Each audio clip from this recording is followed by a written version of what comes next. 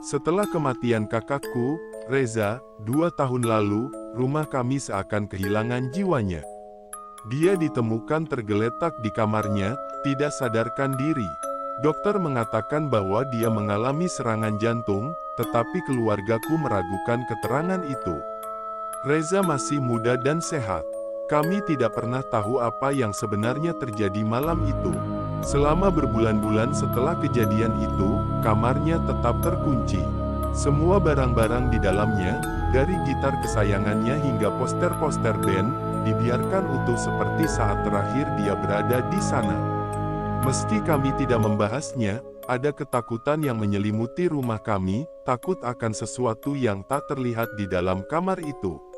Suatu malam, aku kembali ke rumah orang tuaku. Kamar-kamar lain sudah penuh karena sepupu-sepupuku menginap. Hanya kamar Reza yang kosong. Dengan rasa ragu, aku memutuskan untuk tidur di sana. Ibu memberikan kunci dengan tatapan khawatir. Jika merasa tidak nyaman, segera keluar, katanya. Aku membuka pintu kamar Reza dengan degupan jantung yang cepat.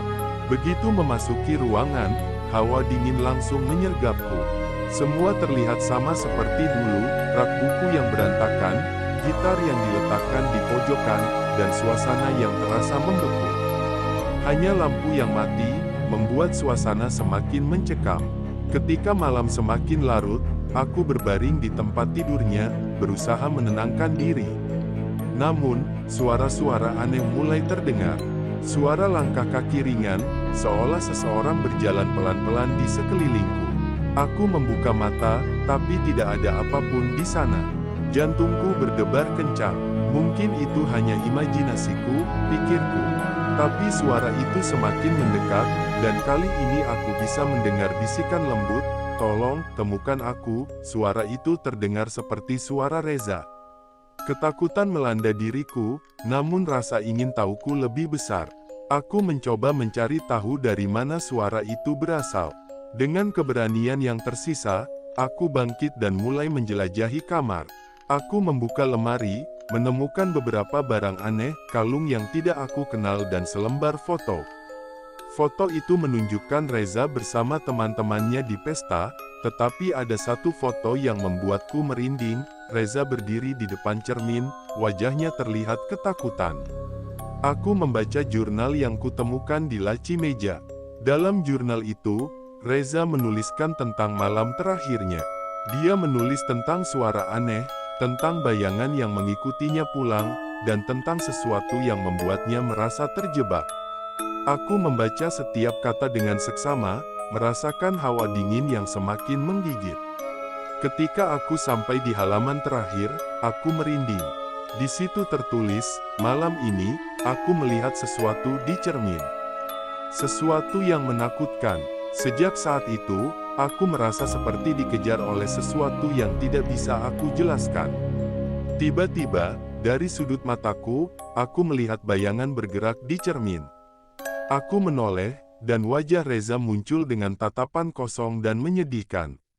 Matanya tidak menunjukkan kehidupan. Aku terdiam, terjebak dalam tatapan itu. Saat aku berusaha memanggil namanya, sosok itu hanya terdiam, menatapku seolah meminta bantuan.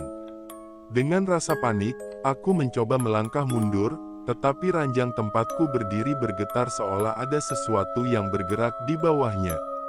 Keringat dingin mengalir di pelipisku, dan aku merasakan kehadiran yang menakutkan di belakangku.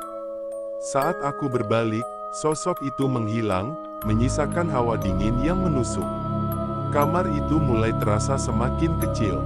Suara-suara aneh kembali terdengar, semakin dekat, semakin nyaring. Dengan panik, aku berlari menuju pintu, tetapi terasa seperti ada sesuatu yang menahanku, seolah ada tangan yang tak terlihat menarikku kembali. Aku merasa terperangkap di dalam ruangan yang penuh kenangan itu.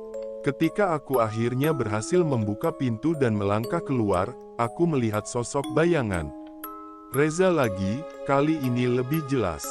Dia berdiri di tengah ruangan, wajahnya tampak marah dan penuh penderitaan. "Kenapa kau pergi? Kenapa kau meninggalkanku?" bisiknya, suaranya penuh kesedihan. Aku berlari menuruni tangga dan keluar dari rumah, terengah-engah. Aku tak pernah merasa ketakutan seperti itu sebelumnya. Aku tahu aku harus memberitahu ibu tentang apa yang aku alami, tentang kehadiran Reza yang tidak bisa pergi. Keesokan harinya, aku menceritakan semuanya kepada ibu. Dia mendengarkan dengan penuh perhatian, tetapi aku bisa melihat bahwa dia sudah mengetahui ada sesuatu yang tidak beres.